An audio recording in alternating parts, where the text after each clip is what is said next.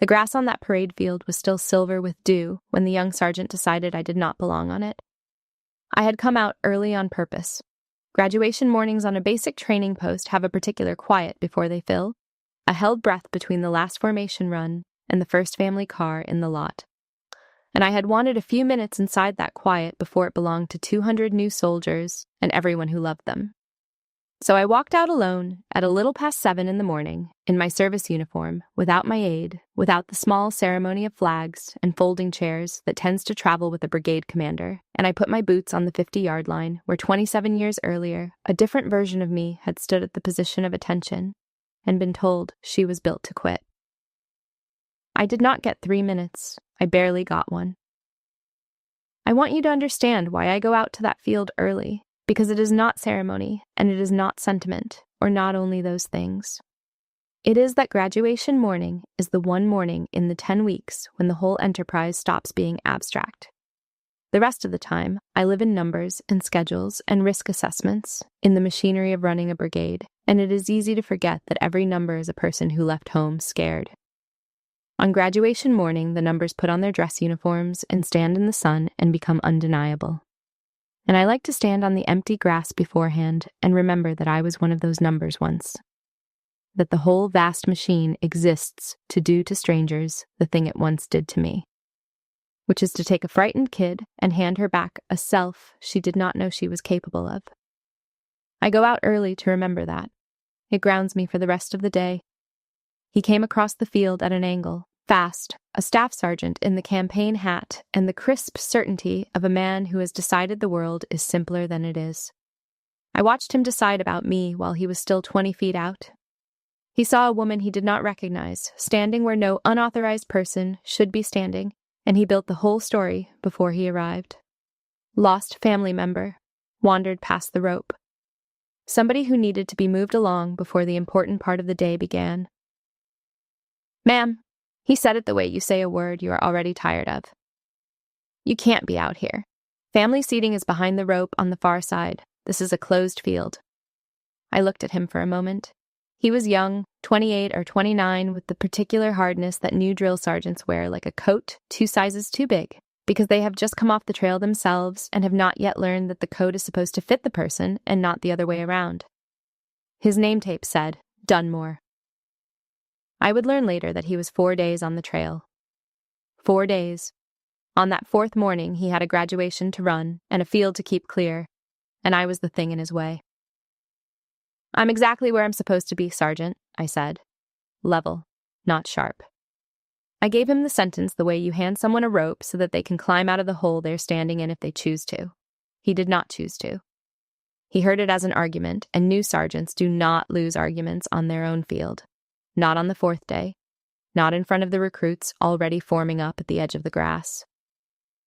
"I'm going to ask you one more time to move to the visitor area." His voice went flat and official.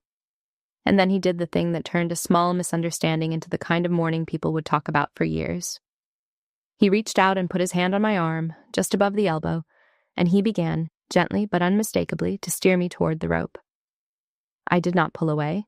That surprised him, I think, more than anything I could have said. People pull away. It is the most human reflex there is, the small, violent flinch of a body that does not want to be moved. I had spent a lifetime learning to not flinch, in rooms and on ranges and in places where flinching would have gotten someone killed, and so I stood, and I let his hand rest on my sleeve, and I looked past him at the reviewing stand, where the program for the morning was already laid out in its neat folder, with a name printed on the first page.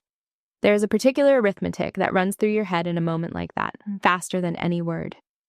I could feel the weight of the eagle on my collar, the small silver bird that a young sergeant on his 4th day had not thought to look for. And I could feel how easily one sentence would tip the whole morning off its axis.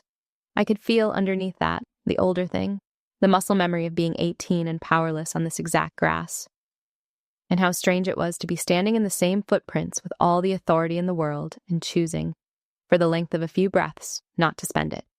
He did not know he was standing in front of a woman who had spent most of her adult life learning precisely how to not do the thing his whole posture was daring me to do. 200 soldiers stood at the far edge of the field, forming into their companies, and they had gone quiet. Not the ordinary quiet of a formation, waiting for a command. A different quiet. the quiet of people watching something they do not yet understand but already know is wrong. I have stood in front of enough formations to read them like weather, and I read that one going still in a wave from the front rank backward, one soldier at a time turning to look at the small drama on the 50-yard line, and I felt the morning begin to hold its breath. 40 feet away, a senior drill sergeant named Renata Fisk saw the hand on my arm. Fisk had 11 years on the trail, and the flat, all-seeing calm of a woman who has watched every kind of mistake a person can make on a parade field, and she knew, the instant the sergeant's fingers closed on my sleeve, that something had gone badly wrong, even if she could not yet have said what. She started to move. She did not run, because senior drill sergeants do not run in front of recruits, but she came across that grass with the long, unhurried stride of someone who intends to arrive before a bad thing finishes happening. I have thought about why I did not simply tell him. It would have been the easiest thing in the world. 4 words, and the whole morning would have rearranged itself around me the way mornings had been rearranging themselves around my rank for years. But I have never needed a field to know who I am, and I have never used my rank as a weapon of first resort, because I learned a long time ago, on that same grass, what it feels like to be small in front of people who have already decided you will stay small. When you have been the private nobody looked at, you do not become the colonel who makes people disappear. Or at least you try not to. That morning, the trying was the whole test. Let me pull back from the frozen field for a moment, because the woman who let a boy put a hand on her without flinching did not come from nowhere. My name is Harriet Vaughn. I was born in 1981 in a mill town in eastern Ohio, the kind of town that had already begun to hollow out by the time I was old enough to notice, where the mill ran 3 shifts and then 2 and then 1 and then a chain across the gate. My father worked that mill until it closed, and then he worked whatever he could find, and my mother kept the house and kept us fed on very little, and neither of them had worn a uniform or expected me to. I was the first person in my family to raise my right hand, and I did it at 18, not out of some clean patriotic dream, but because the army was the widest door out of that town, and I wanted out, and I wanted to be more than the place had planned for me. I did not do it the way most colonels get there. I enlisted at 18 and spent my first 6 years in the ranks, an ordinary soldier learning an ordinary trade before the army ever thought to hand me a commission. There is a word for officers who come up out of the enlisted ranks. They call us Mustangs, and the word carries a small permanent asterisk with it. A sense in certain rooms that you arrived by a side door rather than the front. I have felt that asterisk my whole career. I have also learned to be grateful for it, because it means I spent 6 years being the person that the officers I now command are responsible for. And I have never once forgotten what the world looks like from the bottom of a formation, from the sandpit, from the 4th row where the drill sergeant's eyes do not reach. 3 weeks before that graduation morning, I had taken command of the brigade that runs a good part of the Army's basic training on that post. It is one of the largest jobs a colonel can hold in its way. Something on the order of 10,000 young men and women pass through it in a year, arriving as civilians who do not know how to make a bed to standard and leaving, 10 weeks later, as soldiers. I am responsible for all of them, and for the several hundred drill sergeants who make them, and for the small daily miracle that a scared kid from a town like mine can walk onto that grass and become someone. It is a strange thing to be handed the keys to the machine that once tried to break you, and to discover that you love the machine anyway, that you believe in it, that you have spent your whole life trying to become the kind of person who could run it more gently than it ran you. My parents did not live to see me take the command.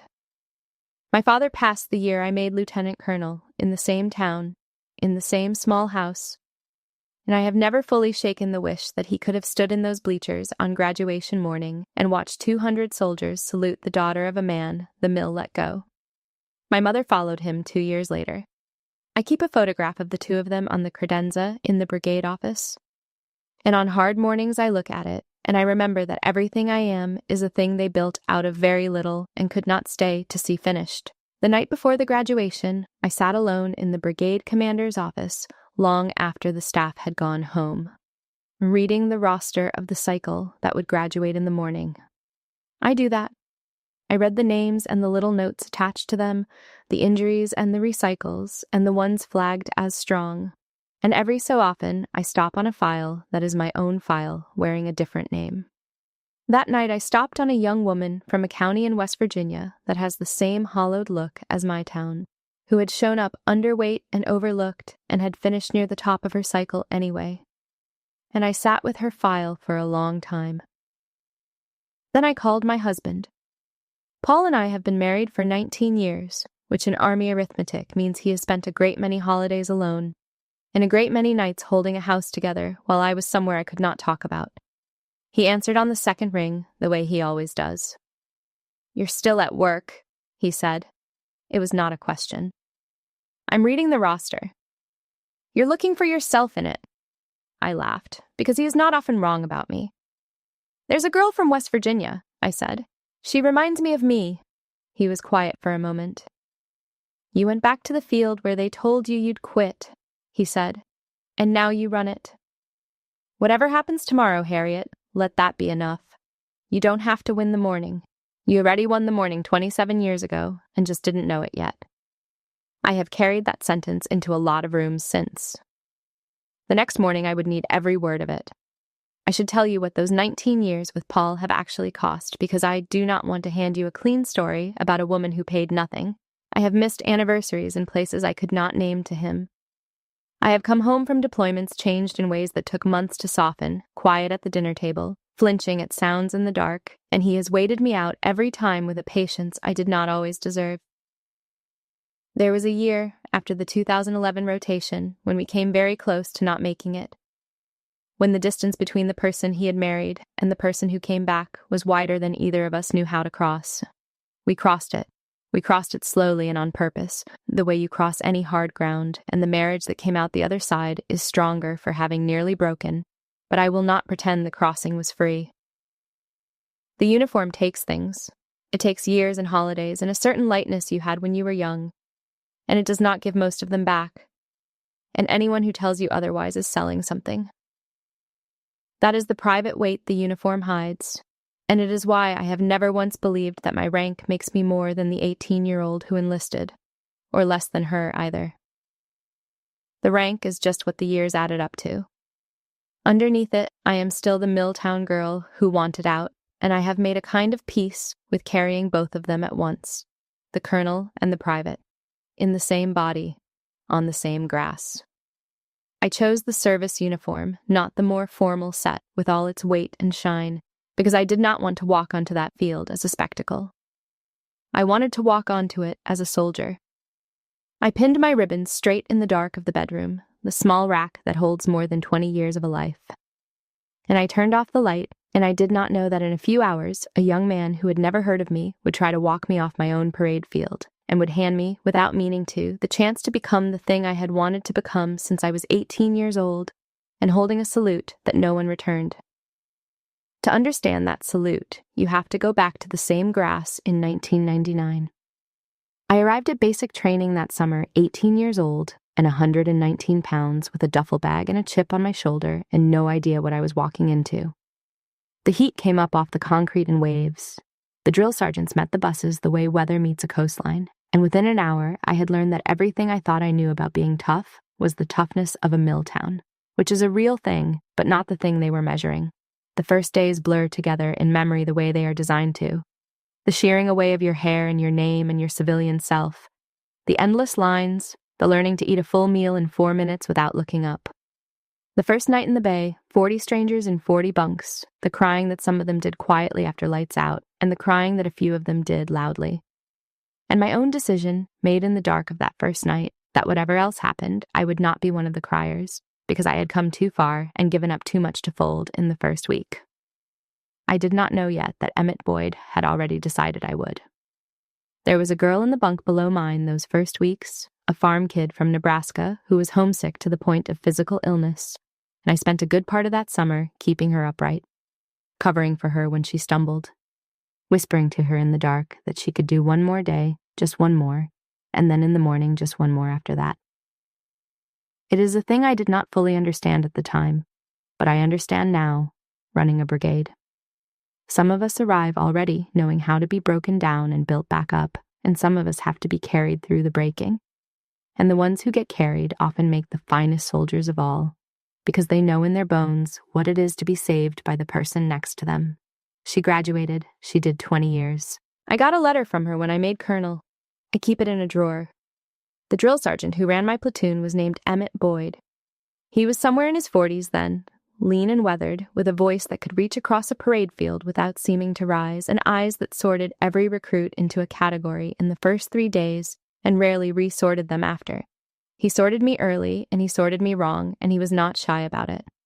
"Vaughn," he said to me, the first week in the sandpit, where he liked to conduct his evaluations of the human spirit. I was in the front-leaning rest position, arms shaking, and he crouched down next to me so that only I could hear. "You've got a quitter's shoulders. I've seen 100 of you come through here from towns just like yours. You fold. It's not an insult, it's a fact. You'll fold by week 3, and I'll drive you to the reception station myself." I did not have the words then to tell him what that did to me. I was 18. I only knew that something in my chest went very cold and very still, and stayed that way, and that the coldness turned out to be useful, because you can run a long way on a cold and quiet thing in your chest. I did not fold in week 3. Week 3 was the gas chamber, and I walked into that concrete room with the rest of my platoon and took my mask off on command, and choked and streamed and stumbled out into the daylight, retching like everyone else, and Boyd stood by the door with his arms crossed, watching for the ones who would panic, and I made sure I was not one of them. I did not fold in week 5 either. When I came down wrong off an obstacle and felt a small, bright line of pain go up through my foot, and the medic said it was likely a stress fracture, and I said it was likely nothing, and I taped it every morning in the dark before formation and marched on it for the rest of the cycle, because I had decided that Emmett Boyd would drive no one anywhere on my account, least of all me. It was not smart. I would counsel any soldier of mine out of doing it, but I was 18, and I had a promise to keep to myself, and the foot healed crooked and aches to this day when the weather turns, and I have come to think of the ache as a kind of receipt. I qualified expert on the range, 40 out of 40, on a morning cold enough that my hands shook between shots and I had to will them still. I maxed the run. I graduated 3rd in a cycle of 200 and some, 3rd out of everyone. And on graduation morning, I stood on that 50-yard line at the position of attention while the reviewing officer passed, and I held my salute, and I looked for Drill Sergeant Boyd in the line of cadre, and I found him, and he looked straight through me as if I were a fence post. He never said a word to me. Not "good job," not "I was wrong," not "you surprised me, Vaughn."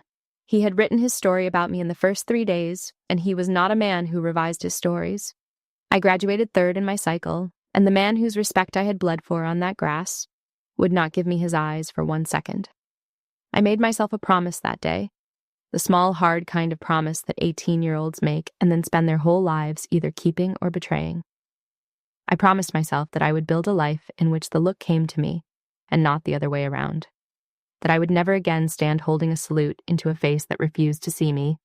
I did not fully understand, at 18, that the promise had a trap folded inside it, because a life spent making the look come to you can curdle into a life spent making people small, and I would not learn the difference between those two things until I was 45 years old and standing on the same grass with a young man's hand on my arm. The ground changed that morning in 2026, but it did not change the way it changes in the stories people tell about moments like this. No stranger gasped and recognized a scar. No old comrade came out of the crowd shouting my name. What changed the ground was the ordinary machinery of a ceremony arriving on schedule, which is a far less dramatic thing, and, I have come to think, a far truer one. Command Sergeant Major Marcus Thorne reached the field at about the moment Staff Sergeant Dunmore's hand settled on my arm. Thorne is my brigade command sergeant major, the senior enlisted soldier in the whole formation, and he had been walking up from the reviewing stand with a folder under his arm when he saw the tableau in the 50-yard line. I know exactly the second he understood it, because I have known Marcus Thorne for 15 years, and I've watched his face do that particular thing before, in worse places than a parade field. By the time Marcus Thorne came into my life, I was no longer a private. The years between the 2 parade fields had been full ones. After basic, I went into the military police, and I spent my enlisted time learning a trade and learning the ranks, 2 rotations to Iraq in the early part of the wars, and I made sergeant faster than most, and somewhere in there the Army noticed me and offered me the thing that changes a life, a path to a commission. I took it.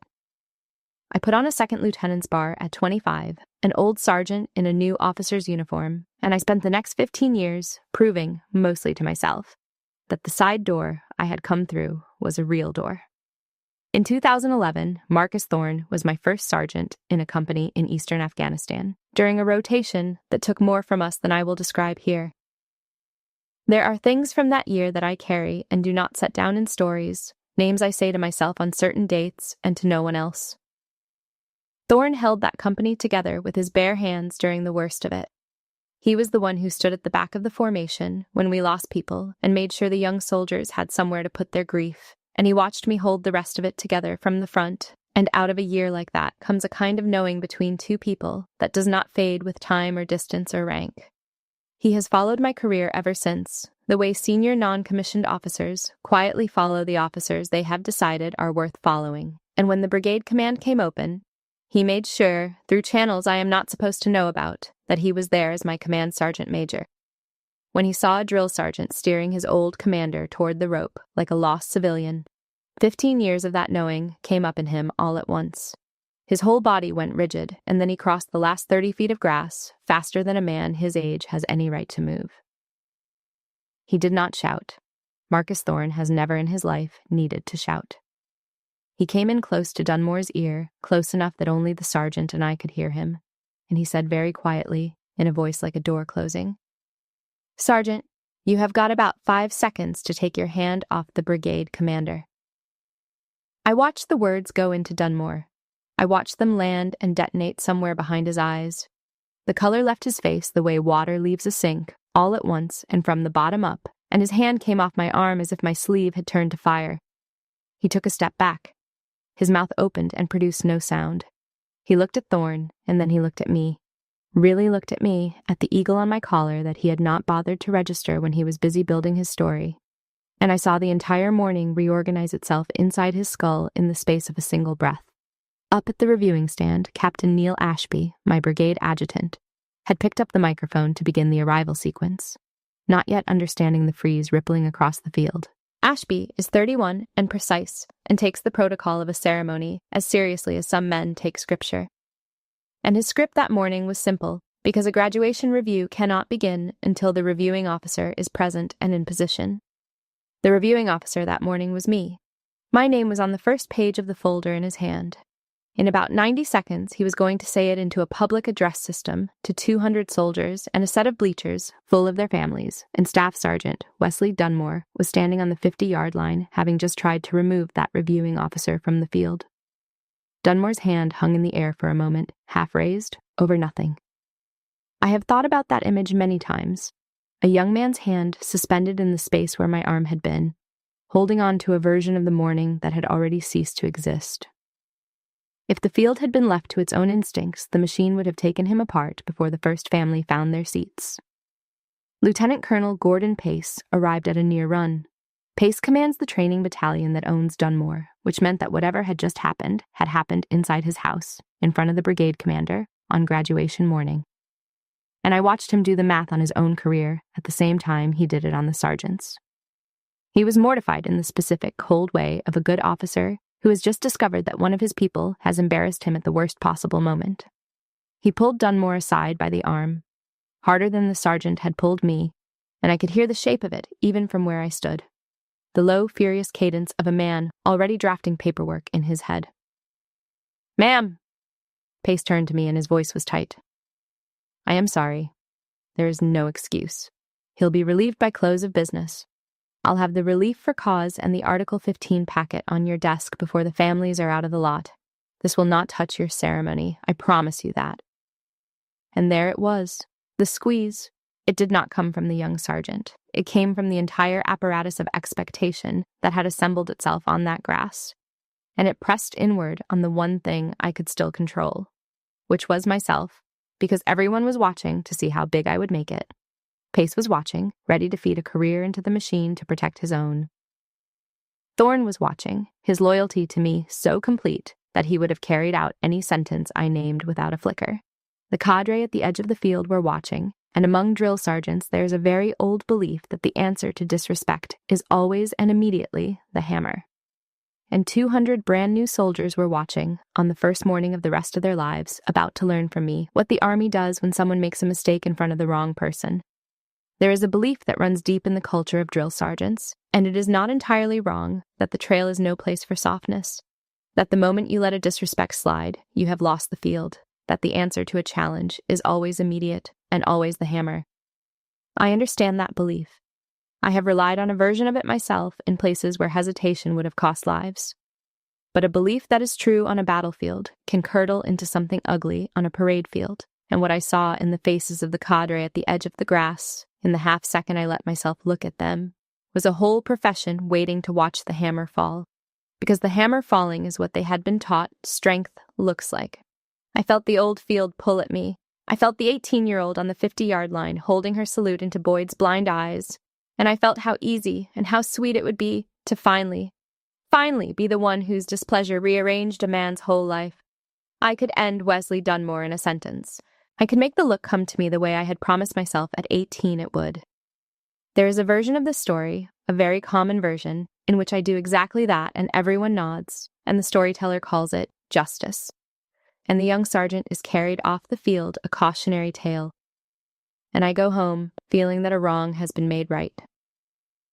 I have watched that version play out in 100 rooms over the years. I have almost never seen it make anyone whole. It only ever moves the smallness from one person to another, like water poured from cup to cup, and calls the pouring strength. That was the trap in the promise. Every eye on that field was waiting to see how big I would make this, and big was the easy thing. Big is always the easy thing. Boyd had chosen big when he crouched in the sandpit and told a scared kid she was born to fold. Big is what small men reach for when they finally get their hands on a little power. I looked from Pace's furious face to Dunmore's white one, and I understood that I was holding the entire field in my hand, and that what I did with it in the next 30 seconds was the only part of the morning that would actually belong to me. I made the decision without spectacle, because the decisions that matter are almost never made with any. "Colonel Pace," I said, "stand down. No relief on this field. No packet on my desk before I have spoken to the sergeant myself. Not today." Pace stared at me. "Ma'am, he put his hands on you." "I am aware of what he did, Gordon. I was there." I kept my voice low and even, the range voice, the voice I use when I need a sentence to carry exactly as far as I intend and no farther. "We are not going to teach 200 new soldiers, on their graduation morning, that one mistake ends a life. Not on my field. There is a difference between accountability and destruction, and I will not let the second one wear the first one's uniform. Put him back at his post. He finishes the ceremony. He renders honors with everyone else. And then he comes to see me. I want to be honest about what that cost because I think the honesty is the only thing in this story worth keeping. I was angry. Of course I was angry. A man had laid a hand on me and tried to move me off a field I had bled to stand on, and every cell of the 18-year-old inside me wanted him gone. Discipline is not the absence of that anger. Anyone who tells you a disciplined person does not feel the heat has never been disciplined about anything. Discipline is anger with somewhere better to go. It is taking the heat and pointing it at the right target instead of the easy one. And the easy target, that morning, was a terrified 29-year-old. And the right target was the belief, sitting in every drill sergeant on that field, that power is for making people small. I also knew something that Pace, in his mortification, could not yet see clearly.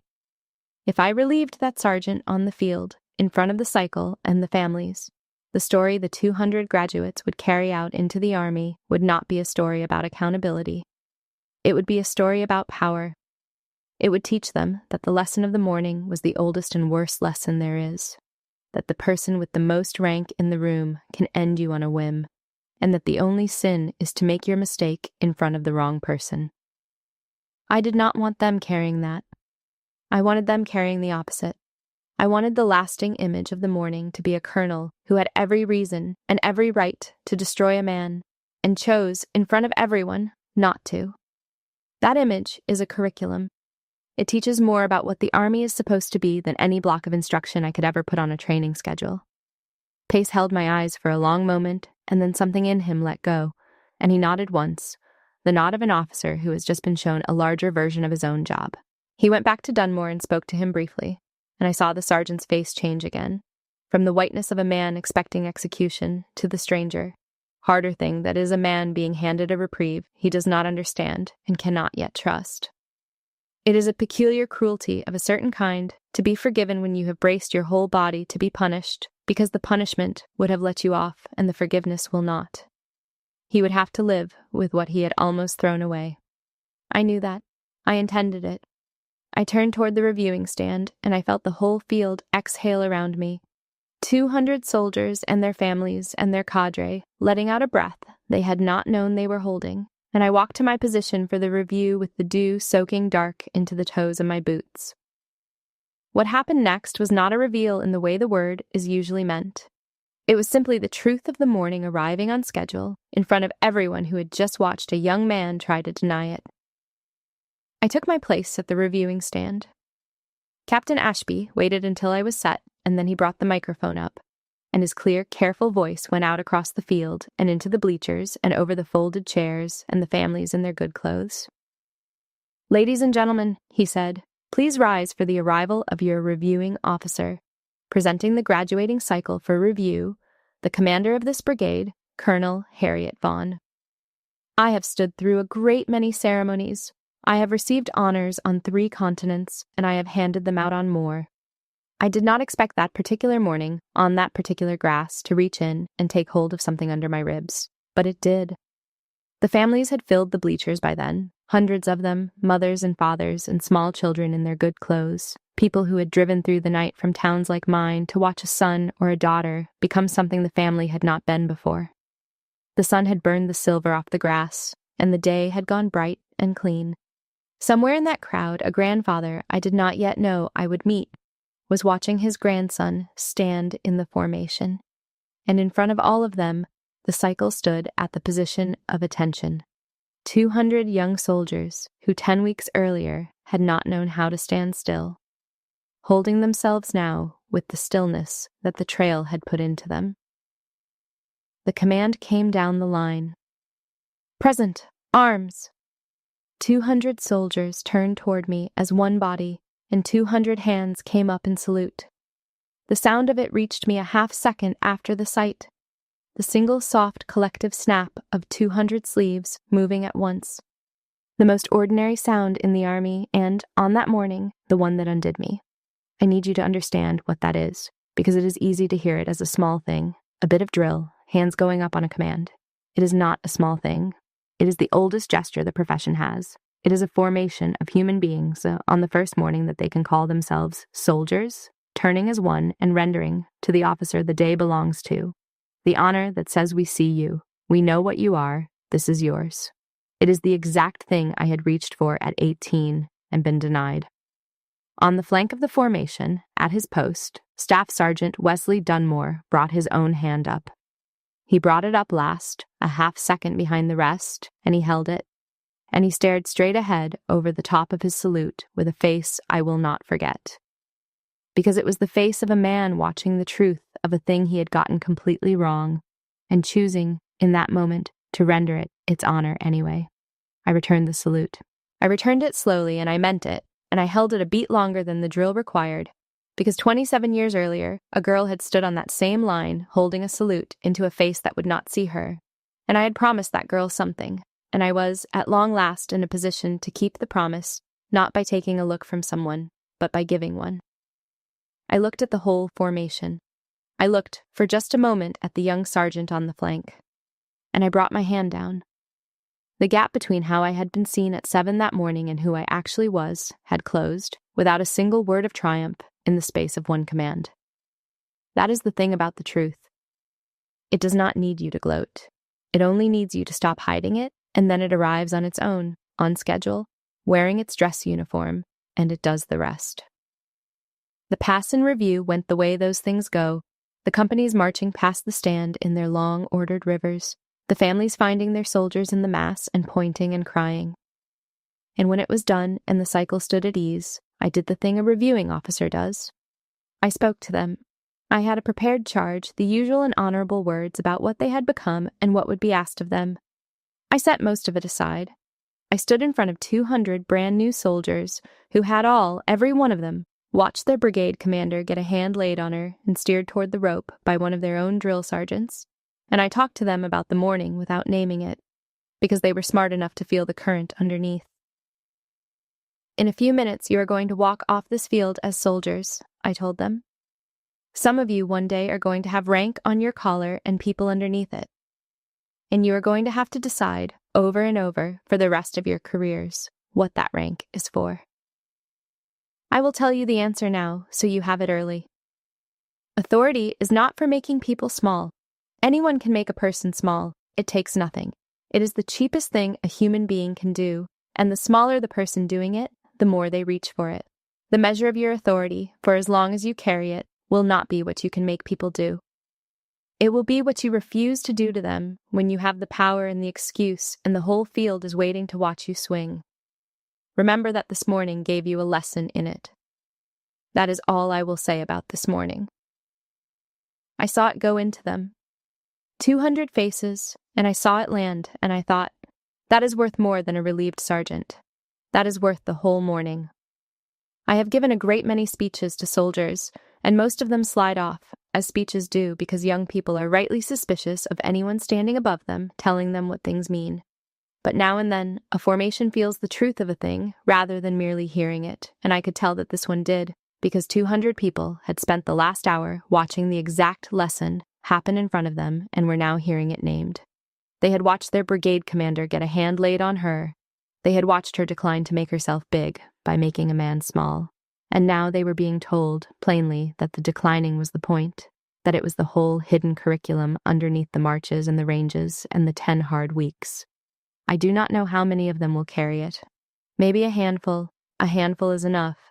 A handful is how the good things move through an army, one soldier at a time deciding to be the person who does not swing the hammer just because the field is watching.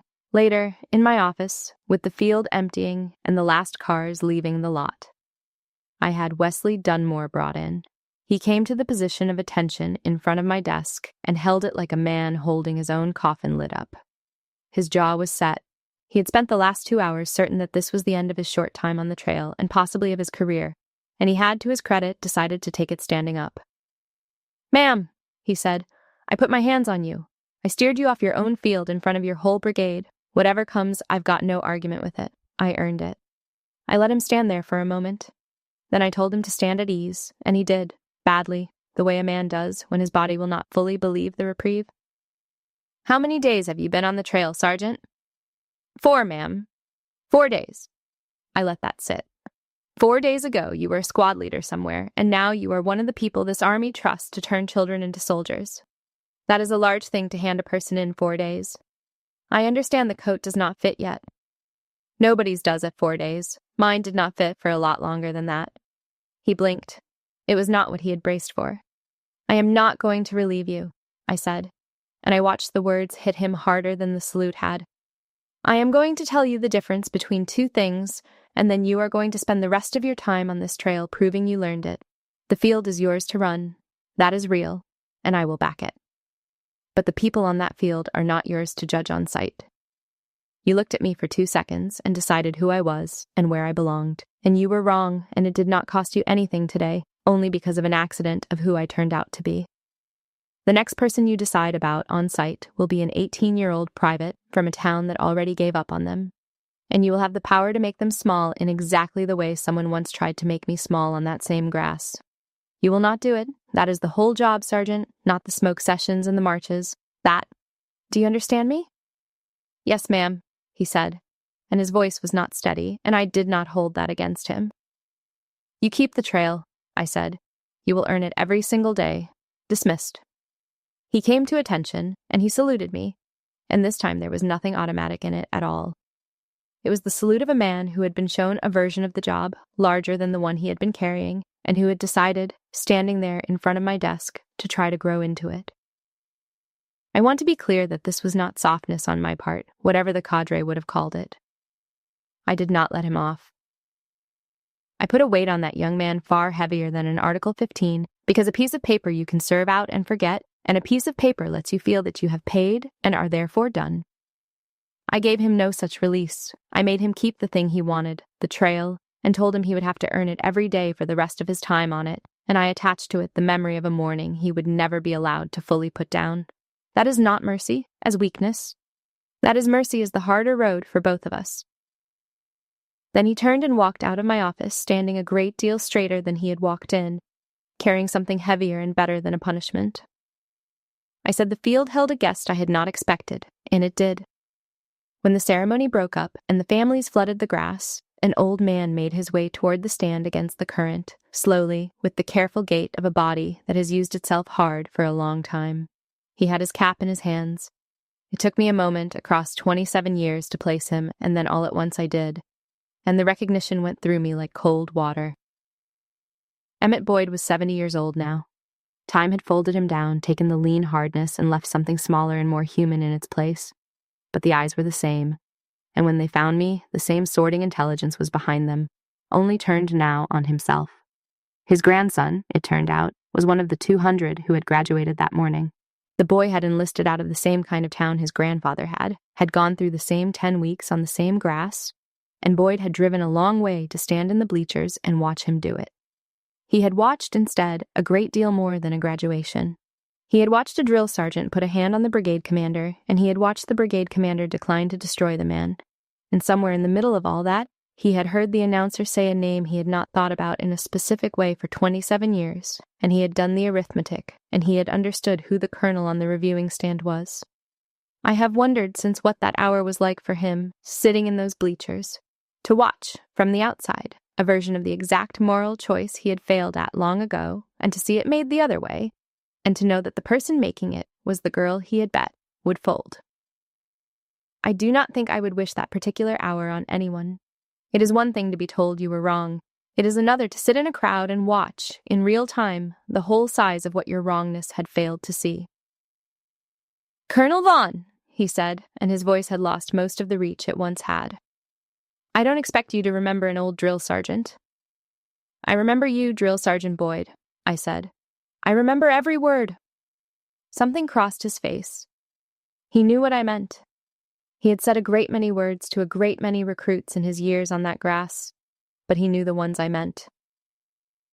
"I told you you had a quitter's shoulders," he said. It was not a question. He stood there in the sun with his cap in his hands, 70 years old, and he made himself say it. I have thought about that more years than you would believe. I got a lot of them wrong over the years. But I have thought about you specifically, because you graduated third, and I couldn't even give you my eyes, and I have never been able to fully explain to myself why not. I think I could not stand to be wrong out loud in front of the formation. I think that was the whole small reason. I am sorry. For whatever it is worth all these years late, I am sorry. I had waited 27 years for that man to look at me and see me. I had built a career partly on the fuel of that unreturned salute. And the strange thing, standing there on the 50-yard line with him at 70 and me at 45, was how little I needed it now that it had come. That is the cost, I think, and the gift of a long road.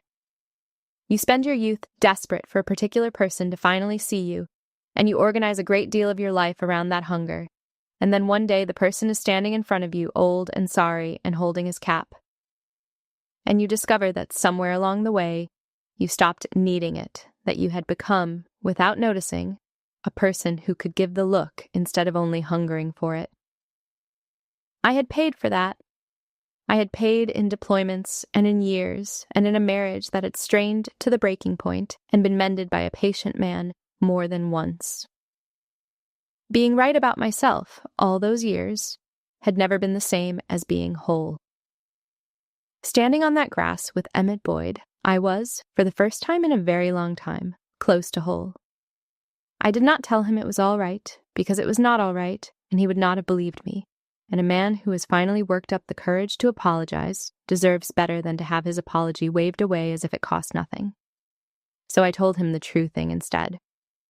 I told him that his words had cost me something real, that I had carried them a long way, and that I had also, somewhere along that long way, turned them into fuel, and built a life out of the burning of them, and that I did not know who I would have been without a drill sergeant who bet against me at 18. That is not forgiveness exactly, and it is not absolution, and I did not offer either. It is only the truth, which is that the people who wrong us early become, whether they meant to or not, part of the material we are made of, and there is no clean way to separate the injury from the strength that grew up around it, like a tree around a fence wire. I put out my hand. He took it. His grip was still firmer than a 70-year-old body should have managed, the last of the drill sergeant in it.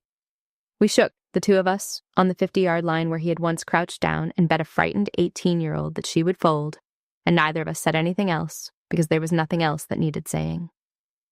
Some weeks after that morning, a small thing reached me, the way small things do, sideways and secondhand. Wesley Dunmore was still on the trail. He was, by the reports that filtered up to me, running his platoon hard, but running himself harder, which is the mark of a drill sergeant who has understood the assignment, and he had gone to his first sergeant and asked to be given the strugglers, the recycles, the ones on the edge of washing out, the underweight kids from the hollowed-out towns. He had asked for the ones everyone else had written off. He wanted, he said, to be the one who did not decide about them on sight. Renata Fisk, the senior drill sergeant who had crossed the grass toward me that morning, took him under her wing. She told me later, in the plain way of an 11-year veteran of the trail, that he had turned out to be one of the better ones she had trained, precisely because he had been broken open early, in his first week, before the coat could harden onto him. The sergeants who never make a public mistake, she said, are sometimes the most dangerous, because they never learn the size of what a mistake can cost. Dunmore had learned it in front of 200 people on his fourth day, and he had been given the chance to keep going anyway, and the combination had made him careful in the way that keeps young soldiers safe. That West Virginia girl I had stopped on the night before, the one whose file was my own file wearing another name, graduated near the top of her cycle a few weeks later. I made sure I was on the reviewing stand for it. When the formation came to present arms and I returned the salute, I found her in the mass of faces, and I held her eyes for just a second longer than the drill required, and I do not know whether she understood why, but I did. Somewhere a girl I had been was standing in that formation, finally getting the look she had wanted from a woman who had once stood exactly where she stood. I did not send for him. I did not need to. The mercy had taken root, and mercy that takes root does its own work and does not need a colonel standing over it. That is the other thing I have learned about power over a long career.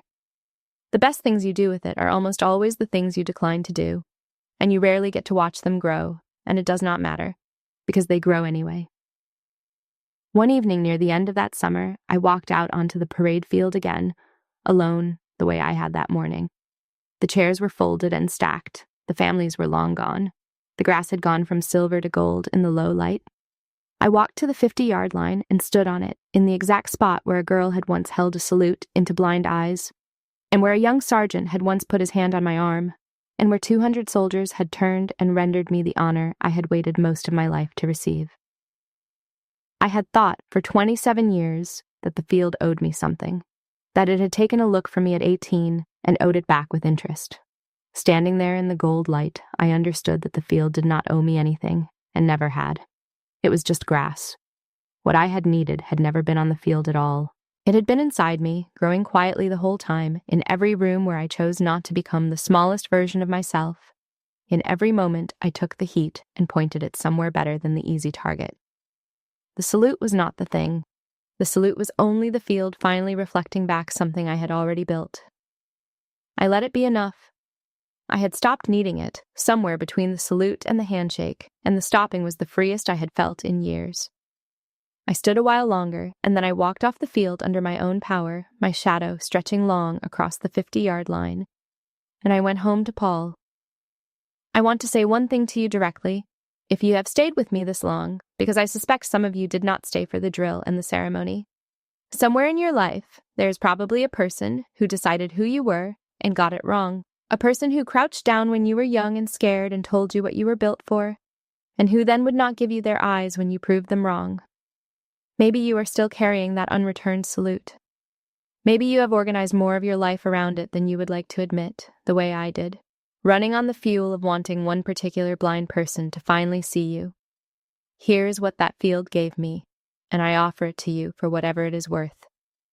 When the truth about you finally arrives, and it will, because the truth is patient and it keeps its own schedule, you do not owe those people your bitterness.